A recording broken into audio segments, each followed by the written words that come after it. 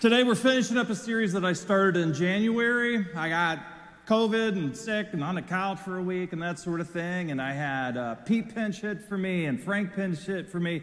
So I'm going to come back. We're going to finish it today. And this series is called Science, Genesis, and the Truth. And I want you right now to pull out your phones. And I want you to snap this QR code. Can you bring it up? Are we connected? Are we? There we are. Good. Inevitably, you're going to have questions right after the service. I'm going to go out to the football game. I'm going to show you how to throw a football. I'm coming for Jalen Hurts' job. And then at 11:35, we're going to be right here, and I'm going to answer all of your questions. So questions, I want you to text the questions. I want you to be here. If you don't text the questions, I will be here until the last person leaves. You don't have to stay the whole time. It's not going to go that long, but we're talking about something that is going to make Christians uncomfortable. And I would encourage you to go back and watch the first week in January 1st. The Bible tells us, always be prepared to give an answer to everyone who asks you for the reason for the hope that you have. And the things that we're going to talk about today, they will make you uncomfortable, but you have to grapple with these things for two reasons. Number one, if you don't have a discussion with your kids and the people that you love, they're going to go off to the university and they're going to get slaughtered and they're going to lose their faith. They're going to get made fun of. There's going to be a reasonably intelligent graduate assistant that's going to make them feel stupid, and I want them to be able to show up to the university and school these graduate assistants. Second reason is you're going to have conversations with reasonably intelligent people that are far from God that have genuine questions about this. And you need to be able to say, I've wrestled with this too. Here's what I think Genesis is trying to communicate. And I'm going to help you do that today. Now, in January 1st, I said four things. Number one, the earth is not 6,000 years old. If you came from a church background where they taught the earth is 6,000 years old, they were taught that, and it goes back to Archbishop Usher in the 1800s, and it's not. Fundamentalist Christians who think the earth is 6,000 years old, the problem isn't that you don't understand science, the problem is that you don't understand literature. We're going to explain that. Number two, the earth was not created in 6 literal days. You know how in Genesis 1 it says, and he created this, and it was evening and morning the first day, and evening and morning the second day, evening and morning the third day. It's not there to communicate that God basically got super tired out after a day, and he had to stretch it out over 7 days. It was the Hebrew word yom is the Hebrew word for a period of time. And it's trying to communicate that there was intelligent design instead of like the Babylonian creation myths. Number 3, I said in January, you can believe God used evolution to create humans and still be a devout follower of Jesus. I grew up in a context where that was not true. That was not allowed. You had to choose one or the other, and that's simply not the case. There are many good Christians that believe God used the process of evolution to create us as human beings, right? This is called theistic evolution. One such person is C.S. Lewis, the great apologist from the 20th century. The other one is, you might have heard of, Francis Collins. He was the leader of the Human Genome Project.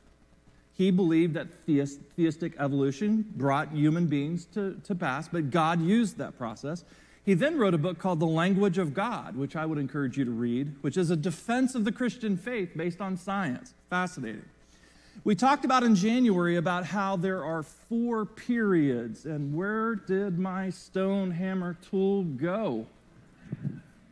It was here. It's right in front of my face. Yes, we are the culmination of God's special work in humanity. I feel like I'm going to... Okay. This is all agreed upon. No one's disputing this. Creation 4.6 billion years ago. First humans appeared 200,000 years ago.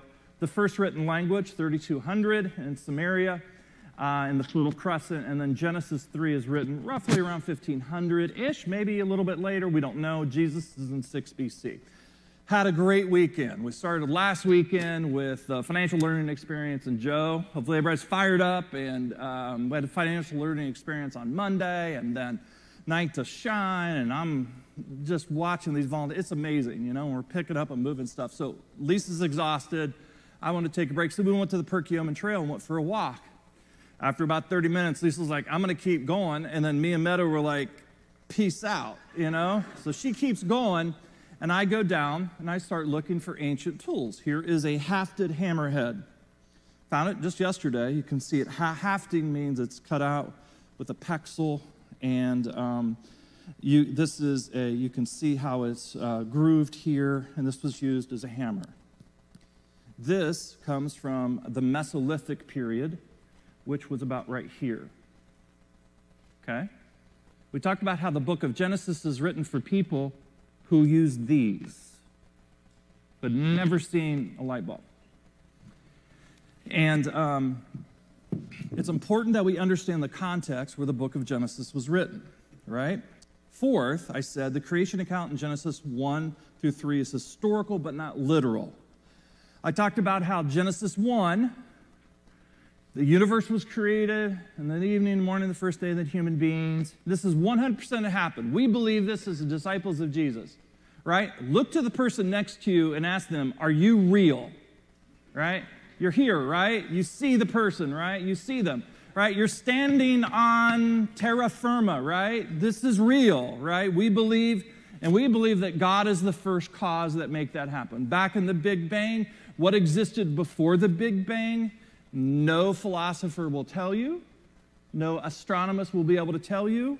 We believe that because of the resurrection of Jesus and him stating that this is true, that because of the resurrection of Jesus, we believe God created this. We believe there's evidence for this. So Genesis 2 and 3 is this story about God created Adam. Adam, which means dirt, red clay. He picked up dirt, and he fashioned a human being out of it and grabbed its nose and went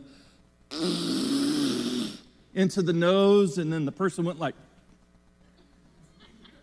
And then God looked at the man, Adam, and he said, there is no person that can be a companion for this person. So he grabbed a rib, fashioned it, took it, went, and there's Adam and Adamah. We believe that story was told to explain the cosmological, the physiological, and gosh, there are just so many, the reality of human beings to people who used these. Because if God tried to explain to us right now what happened in Genesis 1, we would be like, duh. Right? Because science is constantly moving. We're constantly learning, right? And so Genesis 2 through 3 is communicating this, but in a atypical fashion. Fifth, and this is where we're going to jump into it today, and I just want to say this is going to cause you a little bit of consternation, and that can be good, because you have to be able to sit across someone that's far from God and say, I've wrestled with this too. So fifth, the stories in Genesis 2 through 11 are what biblical scholars call etiologies. I want you to pull out your phone and take a picture of this. This is important. An etiology is a short story that explains the origin of something. What's an etiology? A short story that explains the origin of something. So Genesis 1 is historical. It actually happened. Genesis 2 through 11 talks about Adam and Eve. Go to the next one. Here we go. There we go. It talks about Adam and Eve and Cain and the snake in the garden. Genesis 5 through 10, it talks about 900-year-old people. Genesis 6, the Nephilim, the giants. Genesis 6 through 9, the flood, Noah and the ark. And then Genesis 11, the Tower of Babel. Right up here in Genesis 1 is creation. This happened. These are etiologies. They are stories to explain something. And let me just go into them one by one. And I'm telling you, just wrestle with this. We will all come together at the end. Okay, here we go. The first etiology is Adam and Eve. And so you remember what an etiology is, right? It's a short story to explain something. Chapter 2, we're told this. But for Adam, no suitable helper was found. So the Lord caused the man to fall into a deep sleep. And while he was sleeping, he took one of the man's ribs, closed up the rib with flesh. Well, I just enacted that, right? Brought the woman to the man, and the man said, this is now bone of my bone, flesh of my flesh. She shall be called woman, for she was taken out of man. Now I want everybody to read the next 4 words together. That is 3 words. That is why. Ready? Let's read it together. That is why. This story of Gumby being created and breathed in the Nasama, the soul, is being told for a reason. That is why a man leaves his father and mother and is united to his wife, and they become one flesh. And Adam and his wife, and I mentioned in January, this is how you know that they were in their early 20s. Adam and his wife were both naked, and they felt no shame. All right? So, but that is a story. That is an etiology. Okay? The story of God taking dirt, which we believe, we are carbon-based life forms, right? This isn't a story of going in the universe and taking unicorns and, no. Carbon-based life forms were created. Why? What does the story explain? Why we have marriage. Grandma, why do people get married? That's a good question, Junior. Well, in the beginning, God took dirt and he fashioned a human being, blew it up, and it was lonely. And God said, it's just not right that humans would be alone. And so a woman was created, and they came together, and this is why we have marriage today. Because God wants us to live in community. That's an etiology. Let's go to the next one. Etiology number 2, people that lived for centuries. Some of you that have never read this before, this is interesting. After Seth was born, this was Adam's son, Adam lived 800 years and had other sons and daughters. Altogether, Adam lived a total of 930 years. And then he died. And when Seth had lived 105 years, he became the father of Enosh. Can you imagine? For those of you, my friends, that had kids in their 40s, can you imagine being 105? They get colicky? Can you? No, right? So, and after he became the father of Enosh, Seth lived 807 years. Altogether, Seth lived for 912 years, and then he died. And then Enosh had lived 90 years, and after he became the father of Kenan, and oh my gosh. And then the oldest person in the Bible, when Methusaleh had lived 187 years, he became the father of Lamech. Can you imagine? And after he became the father of Lamech, Methuselah lived 782 years. Altogether, he lived what? 969 years. Jesus, at his age at 30, was older than 80% of the people he was speaking to. He was considered geriatric because of the mortality rate. Do you think 3,500 years ago, people lived to 969 years? If you're going, that's exactly what the writer of Genesis wants you to do. And I'll explain that. The reason the Genesis writer is including this story, I'll explain in a second, is so you will go, seriously? Here we go. Etiology number 3, the Nephilim, the giants. Later in the Bible, God's people are in captivity in Egypt. Moses raises them up, leads them out. They go wander through the desert. They go south of the Dead Sea, come up around in Jordan. And I wanted to go there in March, but I can't. There's this archaeological trip that's going. Going up out of the Dead Sea, coming over on Mount Nebo, Moses looks out and God says, you're not going in. And they were like, these people, what are we going to do? How are we going to live with them? They're going to annihilate us. So they sent some spies. Remember that story? They sent spies and they scouted them out. And it said the spies came back with a bad report. You know what the bad report was? And they spread among the Israelites a bad report about the land they had explored. They said, the land we explored devours those living in it. All the people we saw are of great size. We saw the Nephilim, the descendants of Anak, come from the Nephilim. We seemed like grasshoppers in our own eyes, and we looked the same to them. 3,500 years ago, well, 2,000 years ago, we know for a fact that the average size of a man was 5'3". Jesus was no taller than 5'3". That was a healthy man based on the graves that have been excavated from Palestine from the first century. Let me ask you this. So they come back with a report and they tell everybody, we're going to get wiped out. There are people that are like 6'2". They're going to crush us. Looking around at people that are like 4'5", 4'8", 5 foot tall, and they're giants. Let me ask you, for those of you who have gone through a 7th grade biology class, why are some people taller than others? I'll give you 10 reasons. Number 1, genetics. Number 2, genetics. Number 3, genetics. Number 4, genetics. Number 5, genetics. Number 6, genetics. Number 7, genetics. Number 8, protein. Number 9, overall family health. And then the 10th reason is right here in the Bible. Your great-great-great-great-grandma had sex with an angel. Don't believe me? Genesis chapter 6. This is the third etiology we're looking at. When human beings began to increase in number on the earth and daughters were born to them, the sons of God saw the daughters of humans, that they were hot, and they're like, we're going to give you some of that.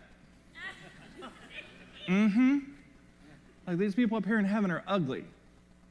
So they married anyone that they chose. The Nephilim were on the earth in those days and also afterward. And when the sons of God went to the daughters of humans and had children by them, they were the heroes of old, men of renown. An etiology is a short story that explains the origin of something. What is this etiology explaining? How we get tall people. This is all going to come together here in a second. Etiology number 4, the flood, Noah, and the ark. Chapter 7, if you've never read this is interesting. The Lord said to Noah, go into the ark, you and your whole family, because I found you righteous in this generation. And take with you 7 pairs of every kind of clean animal, a male and its male, 1 pair of every kind of unclean animal, a male and its mate, and also 7 pairs of every kind of bird, male and female, to keep their various kinds alive throughout the earth. 7 days from now, I will send rain on the earth for 40 days and 40 nights, and I'm going to wipe from the face of the earth every living creature that I've made. For 40 days, the flood kept coming on the earth, and as the waters increased, they lifted the ark high above the earth. The waters rose and increased greatly on the earth, and the ark floated on the surface of the water. They rose greatly on the earth, and all the high mountains under heaven were covered with water. Every living thing that moved on land perished, birds, livestock, wild animals, all the creatures that swarm over the earth, all mankind, everything on dry land that had the breath of life in its nostrils died. Every living thing on the face of the earth was wiped out. People and animals and creatures that move along the ground, and the birds were wiped out. Only Noah was left and those in the ark. The waters flooded the earth for 150 days. But God remembered Noah and all the wild animals and the livestock that were with him in the ark, and he sent a wind over the earth. And the waters receded. Now the springs of the deep and the floodgates of the heavens had been closed, and the rain stopped falling. The water receded steadily, and at the end of 150 days, the water had gone down, and on the 17th day of the 7th month, the ark came to rest where? On the mountains of Ararat. That's a pretty heavy story, isn't it? Have you ever talked to someone that's far from God and they're like, how can God love human beings and God completely wipes out all of humanity? And you're telling me that God is a loving God? Let's get to that. Where is Mount Ararat? This is a map. It makes me sad just to look at this because my friends that are in Antakya, so down here is Israel. I was to be in the middle of June at a biblical archaeology conference in Antakya, but the city, this is ancient Antioch. Where were the disciples of Jesus first called Christians? Acts chapter 11, in Antioch. That's that city. Here's the epicenter of these earthquakes. Entire city leveled. Entire church leveled. Pastor in a community, he died, she died, and one of their children died and the other one lived. This is terrible. Anyway, the red dot, that's Mount Ararat. Here's a picture of Mount Ararat today. It's 16,945 feet high. It is the highest mountain in what is called the Fertile Crescent. Based on fossil evidence, there was an ocean 23 million years ago that went up to the base of the mountains. Here's the etiology. Imagine if you're in Denver and if you're a small kid and you're constantly looking up at the mountains. You're going to ask a question about the mountains, aren't you? Yeah. Same thing if you live at the base of this mountain. Noah's Ark explains two important truths. First, what the heck is that mountain all about? And then second, it explains our origin story. Hey, Grandma, where do we come from? Can you go back to the mountain? Go back to the mountain. Where do we come from? Wait, do you see the top of that mountain? That's where we come from. All of humanity came from the top of that mountain, and we came from that mountain. We did. From the top of that mountain. You heard the same thing if you grew up, say, in Athens. Where did the gods live? Top of that mountain. So you can imagine a conversation that goes like this. Child says, Mom, where do we come from? The mom says, see that mountain up there? That's Mount Ararat. Everyone on earth came from that mountain. That makes us special. Child, what do you mean we're special? What do you see? We're the original people. We were here first. Our people were saved because we were good. Unlike the people that don't look like us, that are traveling through our city, that come from far places, they're the bad people. We're the good people. That is the reason Noah and the ark is there, to explain why we're better than other people. It is an origin story. Now, I believe there actually was a flood. There are other historical texts from that time period, the Enuma Elish and a number of them, that talk about a flood. Was it a worldwide flood? Probably not. Was it a regional flood? Yes. Did a lot of people die? A whole heck of a lot of people died. And I'll explain why in a second. But there was a flood. And I'll explain why this is included in the Bible. Why would you even include the story in the Bible? What does this have to do with us and Jesus? I'll explain it here in a second. The fifth etiology, the Tower of Babel. Genesis 11 says, now the whole world had one language and a common speech. And as people moved eastward, they found a plain in Shinar and settled there. They said to each other, come, let's make bricks and bake them thoroughly. And they used baked brick instead of stone and tar for mortar. This is an actual historical period that is taught in your child's Eastern civilization class. It's actually happened, right? Where they went from hunter-gatherers to what? Communities, farmers, all of this. Building cities. Then they said, come, let's build ourselves a city with a tower that reaches to the heavens so that we may make a name for ourselves. Otherwise, we will be scattered over the face of the earth. But the Lord came down to see the city and the tower the people were building. And the Lord said, if as one people speaking the same language, they have begun to do this, then nothing's going to be impossible for them. Come, let us go down and confuse their language so they will not understand each other. And so the Lord scattered them from all over the earth, and they stopped the city. And now everybody together, let's read the three words together.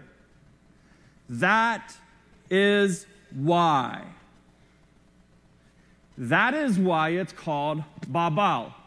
Do any of you have that is it misonomia? What is that thing where if other people eat around you, you're driving me nuts with this eating sound? Do you have any family members that do stop chewing so loud, right? That's what this is. It's an awkward noise that you're hearing. The Hebrew is confusion, right? And this is why it's called confusion, because there the Lord confused the language of the whole world, and from there the Lord scattered them all over the face of the earth. And what is this etiology? What does the etiology explain? An etiology is what? Short story that explains the origin of something. The Tower of Babel is a story that explains, number one, why do people speak different languages? Well, because people were trying to build a tower up to God, and God came down and saw them and said, Spanish, French, German, right? English, Portuguese, right? That's what an etiology is. Hey, Grandma, why do they speak a different language than us? Well, let me tell you. And she would point to this. What is this thing? What is that? It's a ziggurat. There are 25 of them all throughout the ancient Mediterranean world, primarily in Iran and Iraq. What is a ziggurat? A ziggurat does two things. Number one, you climb up the stairs to get to the gods, and number two, you escape the floods. Floods were a big deal in that area. Okay. Now that you have a lot of questions, let me try to put this together. First, as disciples of Jesus, we believe Genesis 1 was a fact. It actually happened. In the beginning, God created the heavens and the earth. God did not say how he created human beings. We just know, based on science, that roughly 200,000 years ago, humans first showed up. That is an undisputed fact. Second, understanding Genesis 2 through 11 as etiologies makes me trust the Bible even more. Let me explain.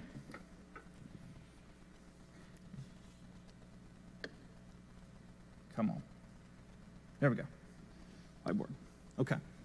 So this is Genesis 1. This is going to put it together for you, right? We have human beings were created. The earth was created. That is a fact. You see each other, we're here. That was a fact. The Christian faith begins in Genesis 12 with the call of who? Help me out. Abraham. All of this stuff in Genesis 2 through 11 is their story.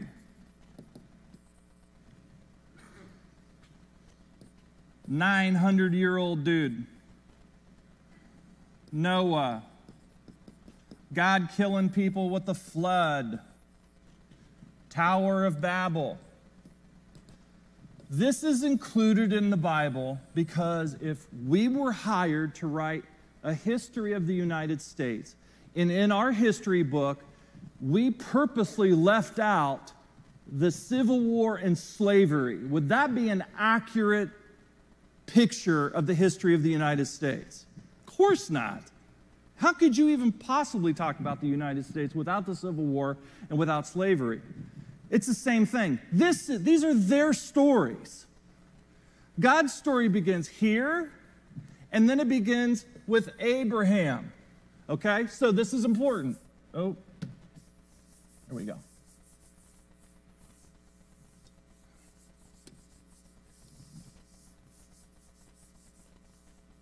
I'm sorry. I have to get all of it. I do. There's no way I can. Okay. This is Abraham in Genesis 12. Abraham, and you go all the way through, and it leads to Jesus. This is where our faith begins, with Abraham. The gospel begins with Abraham. The reason Jesus was a Jew and not French, which can you imagine? The reason he was a Jew, because it's the promise to Abraham that he's going to bless the world.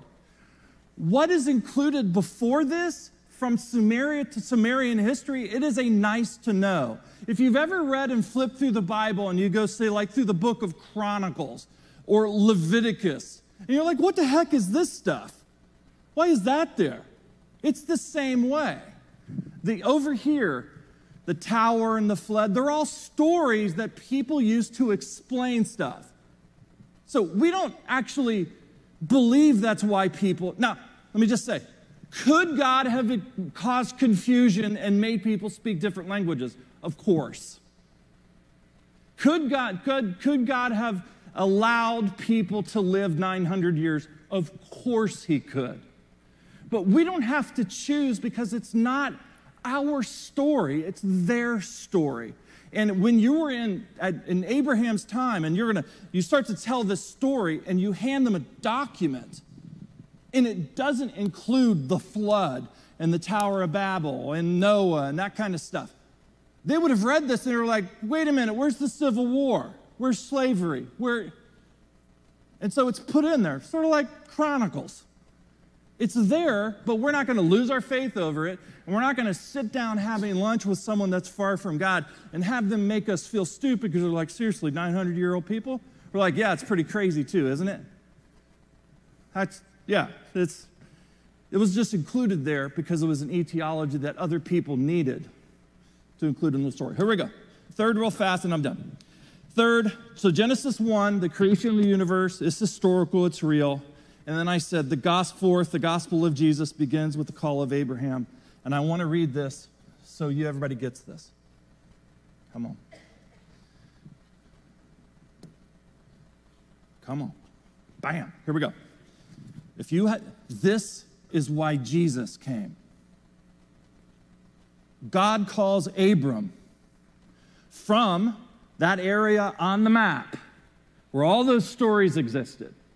The flood, the tower, all of that. Abraham left all of that, came to Israel, and it says this.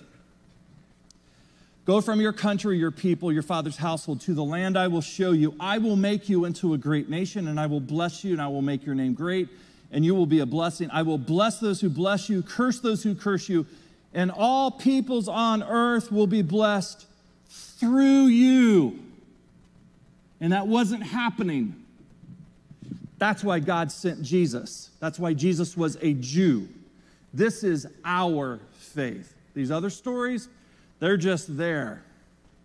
But this is our story. Let's pray.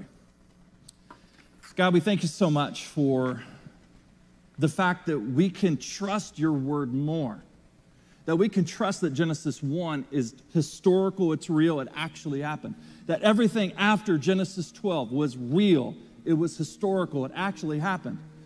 And so we're not really bothered by the other stuff. It's not our story. It was just a nice to know, but it wasn't a have to know. And we thank you so much, God, that science informs our faith. We have nothing to fear. There is nothing going to be discovered. There is no insight that we can walk strong, confident in who you are, who you created us to be, and the message that we have to give to the world. We thank you for this. In Jesus' name, amen. Thanks for watching today's message. Make sure to check out Brian's new book, Finding Favor, God's Blessings Beyond Health, Wealth, and Happiness. To sign up for Brian's newsletter, please go to Brian's website at brianjones.com.